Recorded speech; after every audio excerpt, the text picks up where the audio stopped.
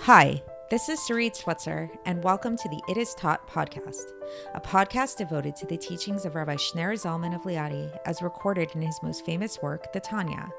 My hope for this show is to make these teachings accessible and relatable to the average person, regardless of prior Jewish education or affiliation. The episodes follow the prescribed daily study portions and are meant to serve as practical lessons in how to live your life as your true self and develop an authentic and powerful relationship with your Creator. I have personally experienced the effects the study of this work has had on me, and I'm excited to share what I can of this knowledge with you. So please join me on this journey of learning, self-growth, and connection with your source.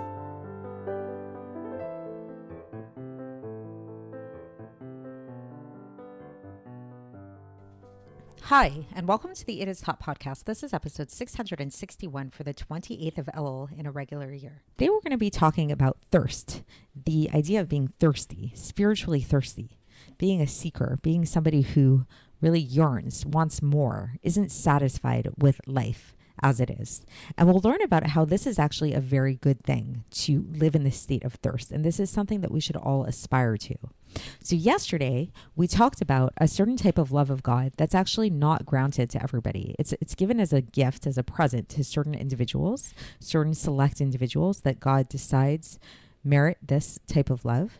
And this type of love of God could be thought of as the quenching of the thirst. It could be thought of as being in a state where when people experience this love of God that we spoke about yesterday, they're just delighting. It's likened to delicacies. It's likened to really delicious food. So it's just like they're just like in this pleasurable state involving God. It's called the love of pleasures.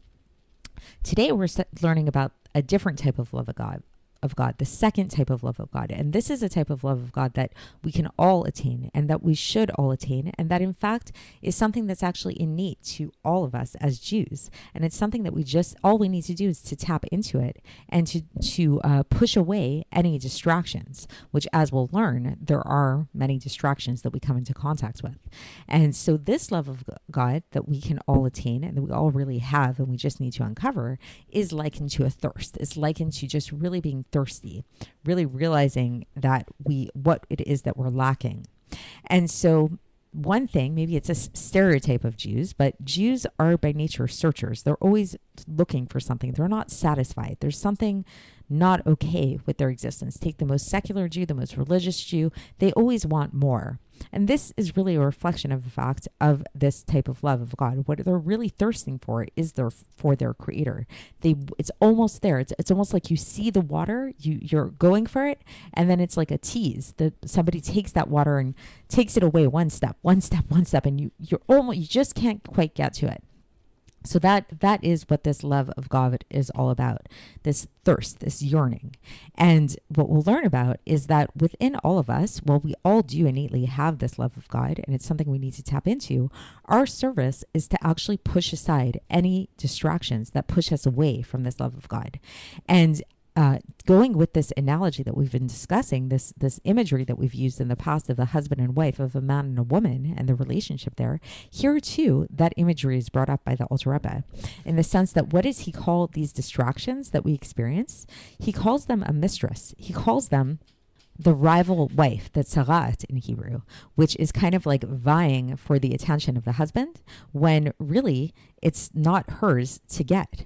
And so we as Jews, and what this really is, ultimately, what is this rival wife? What is this mistress inside of us? This is our animal soul. This is our klipa. This is the part of us that, again, if you go back to the beginning of Tanya, we talked about how we have two souls. We have two forces within us that are constantly battling within each other. This rival wife is the animal soul. This is the part of us that is just out there for our own pleasure, for our own ego, for our own sense of satisfaction, of indulgence, all of those kind of things. And so our job is to show this mistress, show this rival wife who's in charge, who's the woman of the house. And ultimately, I mean, ideally, we'd like to shut her up entirely or get rid of her, right? But that's not something, as we've learned, that we can all do. Unless we're tzaddikim, she's always going to be there. But the best we can do, really, for most of us, and that's actually a pretty high level, is to at least put her in her place. And she could have a role. We could use her at times when we need to eat, when we need to drink. These are things that help us in our service of God, help us get through life. So sure, at those times, great. Great. You're feeling hungry, you're feeling thirsty. You want to sleep because you feel like you need energy. Good. We'll let you do that. We can let her have her time in those moments, because ultimately it's serving us as well, because we know that if we get enough sleep, if we eat enough food, if we eat the right kinds of foods for us, if our body's happy, our soul's going to be happy, and we're better going to be able to serve God.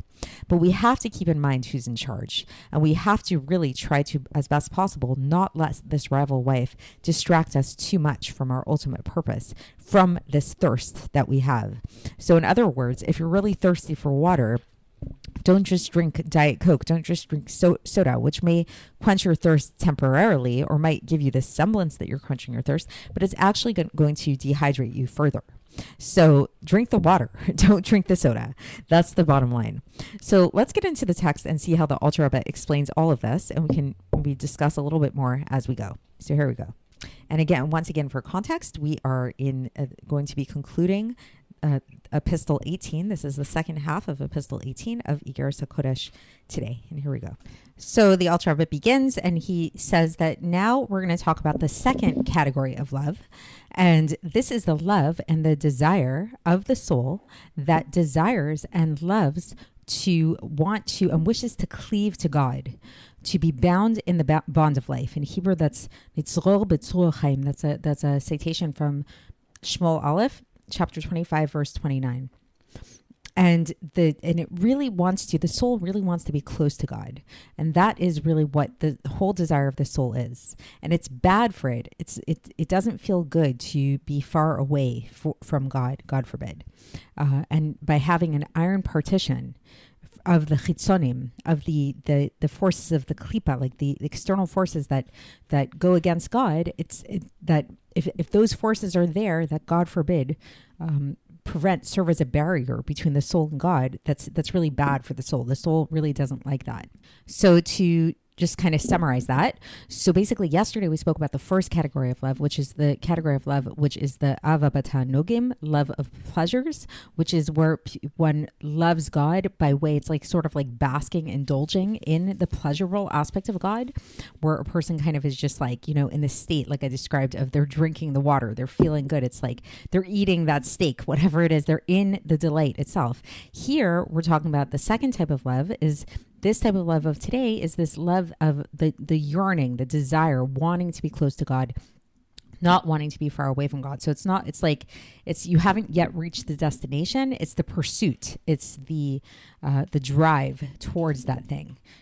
So it's the love of the wanting to get close, the yearning for that.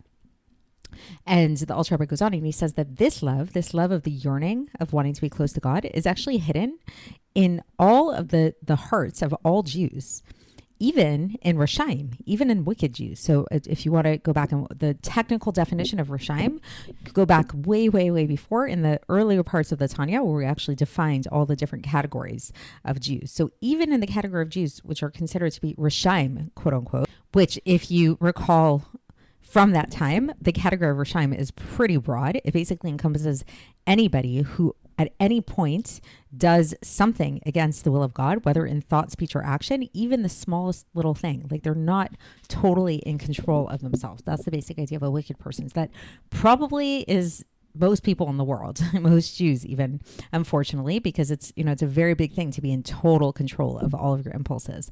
But so nevertheless, what the Alter Rebbe is saying is even in these Rashaim, even the Rashaim, and he doesn't specify which Rashaim, so that means even the really like wicked people who really just maybe a lot of their life is not being in control of themselves, they still have this innate love of God, this yearning to be close to God, innate in their heart. And from this love, how does it manifest? It manifests in remorse. So there's this idea. So it's like, Jewish guilt. Jewish guilt is a real thing. Basically, the Alter Rebbe is saying. He's saying that this, the way that this love manifests in Rashaim, in wicked people, is that it's going to come out as remorse. That they're walking around, they may be doing things that are against the will of God, but they don't feel good about it. They feel remorseful. And the mere fact that they feel remorseful is due to the fact that they have this innate love of God within them. However, okay, so this love is hidden within them, right? So it's there, it's innate, but it's latent, and it's in a concealed state, and it's in a state of exile within the body. And so since it's in this state of exile, since it's in this hidden state, then the klipos can dominate it, can control it.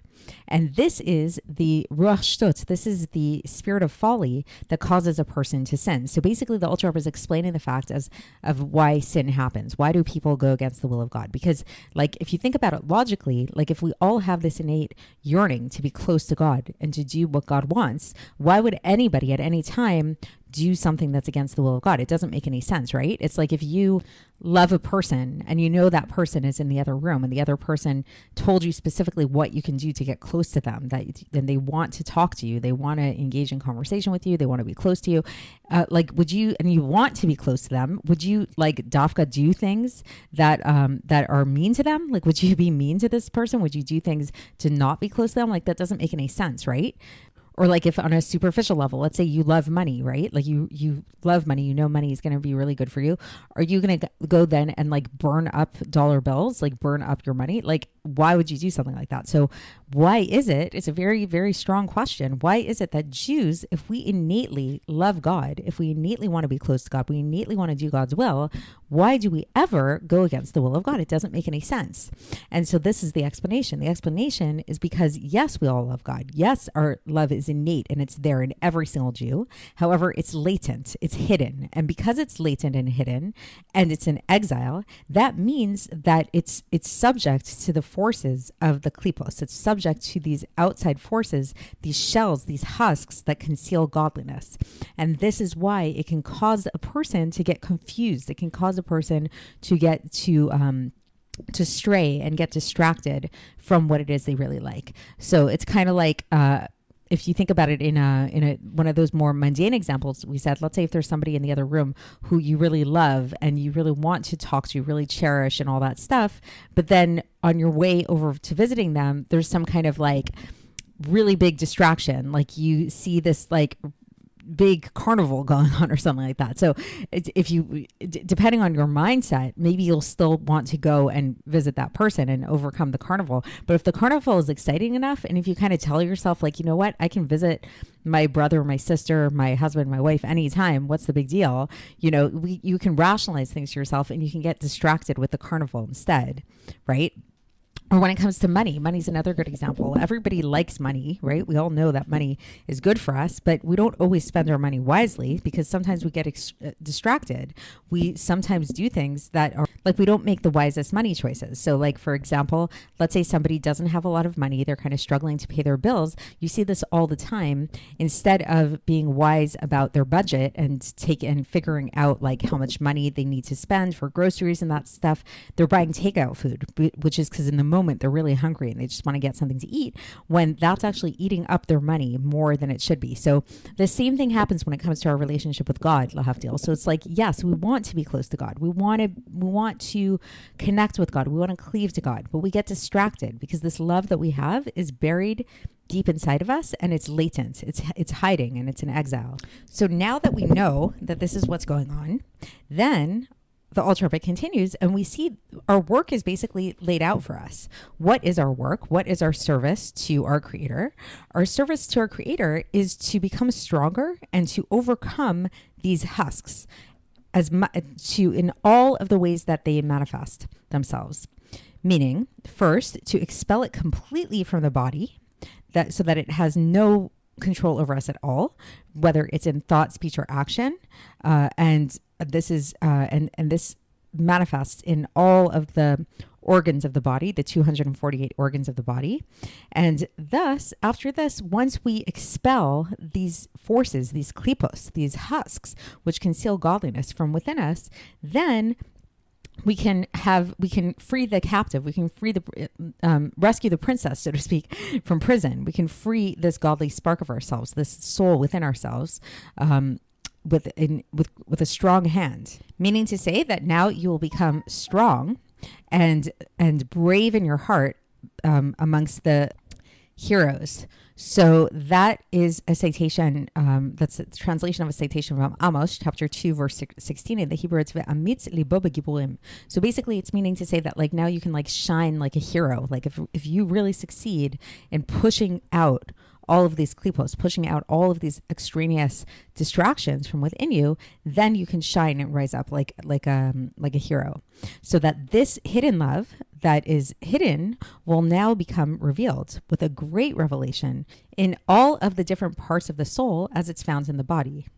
And the main thing, says the Alter Rebbe, is in the mind and in the faculty of thought that's found inside of the brain, because such that the mind will think about and will contemplate always things regarding their creator. So it's kind of all starts in the mind. So it's like once a person attains this level where they successfully expel these extraneous forces, this will cause them then, the way this will manifest is primarily in the mind. This will be a person who thinks about God, who is has a God consciousness in the way that they live their life, and how God is the life force of all life. Like he's the source of all life in general, and specifically to his soul. So it's a very personal kind of relationship that the person is going to recognize that God is his God. God is vivifying not only the entire world and everything in it and all worlds, but specifically to him too, specifically my world. And this will cause a person to yearn and to desire to be attached to God and to be near to God with an innate yearning. So then it's like the innate yearning that we all have will come out, will become manifest. Like a child yearns to always be near their father. So if you look at little kids, right, it's like, especially if they're really, really young, like toddler age or something like that, they never want to leave their father's side.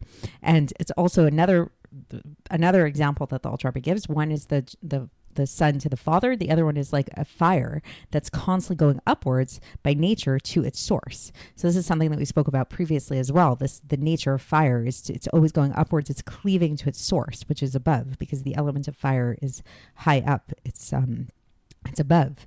And so the more that a person then, so let's say it's like now you have such a person that, again, okay, so they were able to eradicate the klipos from within them to allow this natural innate love to come up. And this will cause the person in their mind to think about God and to contemplate God, to have a godly consciousness. And this will lead to them desiring and wanting to be close to God.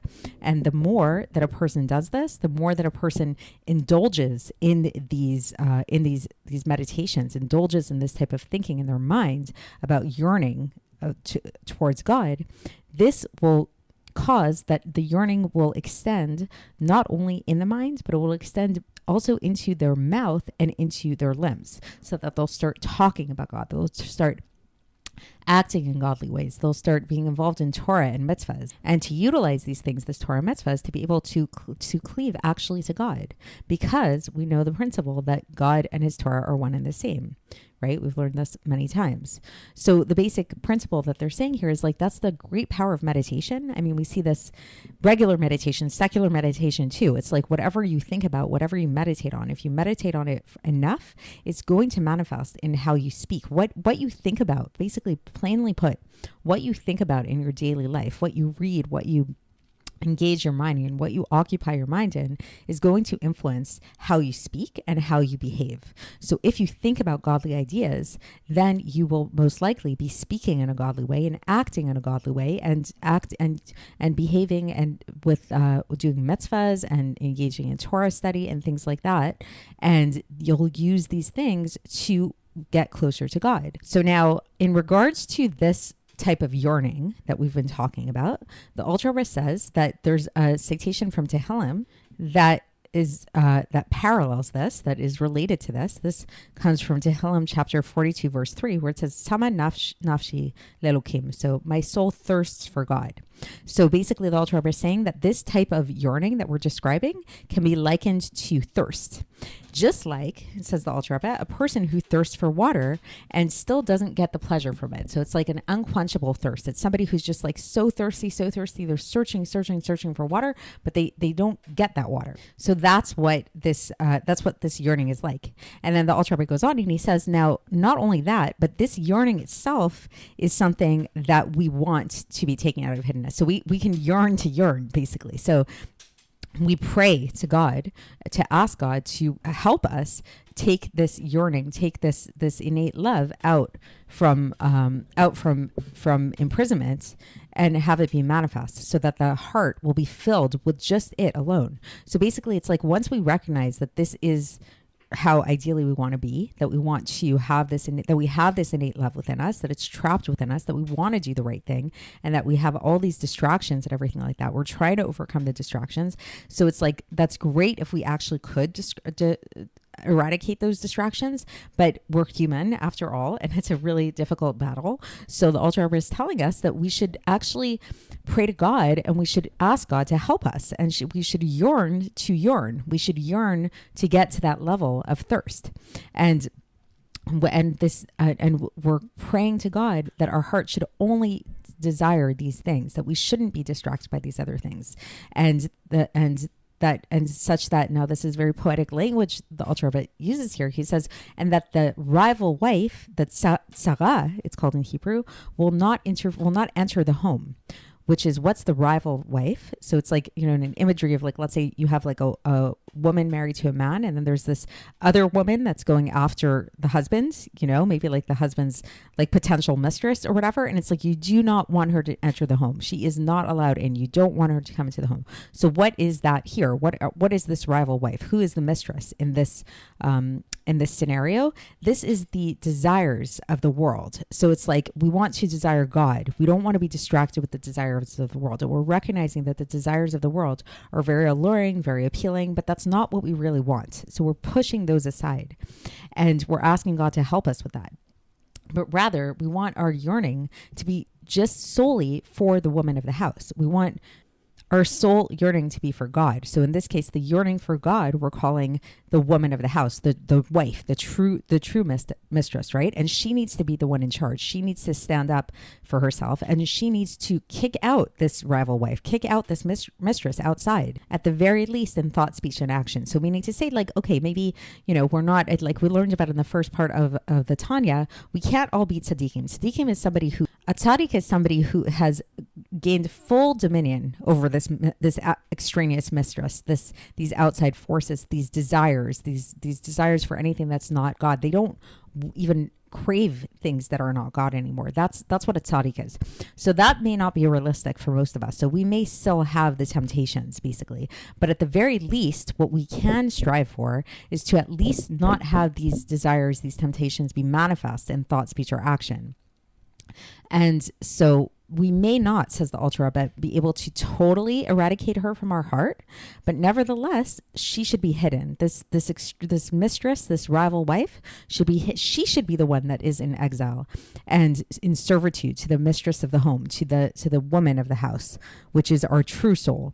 And when she's there, when she's in hiding, like when this rival wife is in hiding, when this rival wife is in servitude, we can use her at times. We can actually make use of her. Why? But how can we use her? We can use her for things that are needed, like eating and drinking and things like that. As it says, and the Alter Rebbe concludes with a citation from Mishlei, chapter 3, verse 6, B'chol darkecha de'ehu, know him in all your ways. So meaning to say, so let me just explain that last a little bit here. So basically the Alter Rebbe is saying that we have within us, as we've talked about many times, we have our godly soul. We have this true soul inside of us that's like the deepest part of our soul, this part of ourselves that really wants nothing else but to cleave to God. It does not want anything of this world. It recognizes this world for the falsity that it is, for the illusions that it is. It does not, it's sort of like after you eat a big meal and then you look at the plate and you just see like a bunch of bones and like crumbs and stuff like that. It doesn't look appealing anymore. It's like, that's how the godly soul sees the physical world around us. And we're calling that part of ourselves, for the sake of today, we're calling that the woman of the home, the wife. We are God's wife. Many times we've talked about how we can be thought of to be as God's wife. But then we have another part of ourselves, and we have another part of ourselves that is the animal soul. That's the part of ourselves that is associated with the klipos, the parts that conceal God. This is the part of ourselves that does get distracted by the things around us, that enjoys these physical pleasurable things, that likes the temptations, the distractions, the shiny lights, and all that stuff. And for the sake of today, we're calling that part of ourselves the rival wife or the mistress. And so what happens is we're here in this world and we embody these two things. And the wife, the true ruler of the home, the true woman of the house, is in exile, unfortunately. She wants to be close to God. She wants to cleave to God. She wants to do God's will. But she is in servitude. She's in exile and imprisoned by this rival wife who's in charge and having a good time, going out partying, whatever, eating whatever she wants, doing whatever she wants, saying whatever she wants, speaking lashon hara, gossip, whatever, all kinds of different things, thinking whatever she wants. And until when we recognize what's going on and we say like, wait a second, this mistress, this is a rival wife. This is not my husband, meaning God's wife. This is just a mistress and we need to get her out of the house as soon as possible. And so we try really hard to fight her off. Sometimes maybe we can succeed to the extent for some people that she actually is kicked out entirely. And then the woman of the house rises up and she is the sole person there. And then the whole desire is just for God and nothing else. Sometimes for most of us, we can't get rid of this rival wife entirely. She's still going to be there lingering to some extent. The best we can do, which is something that we all can do, is to gain control over her, to put her in her place. We can say, you know what? Okay, I get it. You're not leaving. You're stuck here. We can't get rid of you, but you go here. You're going to be in this dungeon and we're just going to call you out at specific times as we need you. You're going to serve us. That we're the ones that are in charge.